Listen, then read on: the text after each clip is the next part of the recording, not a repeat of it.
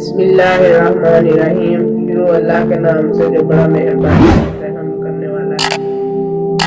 قافلہ ابھی شہر سے تھوڑا پیچھے تھا کہ موسلا دھار بارش شروع ہو گئی۔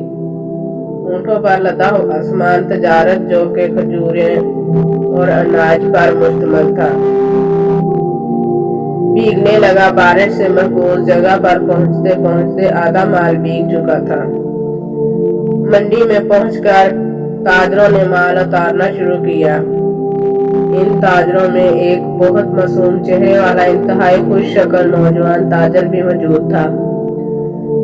اس نوجوان تاجر نے جب اپنا مال اتارا تو اس کو 2 حصوں میں تقسیم کر دیا۔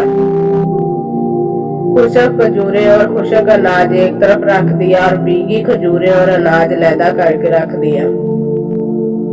جب خرید و فروخت شروع ہوئی تو نوجوان تاجر کے پاس جو خریدار آتا وہ اسے بھیگے مال کا بھاؤ کم بتاتے جبکہ خشک مال کا بھاؤ پورا بتاتے۔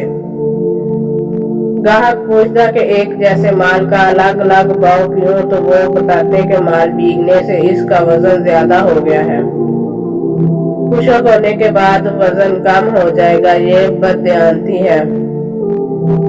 لوگوں کے لیے یہ نئی بات تھی۔ تھوڑی ہی دیر میں پوری منڈی میں ان کی دیانتداری کا چرچا ہو گیا۔ لوگ جوک در جوک معصوم صورت والے تاجر کے گرد جمع ہونے لگے۔ ان کے اخلاق کے گرویدہ ہو گئے۔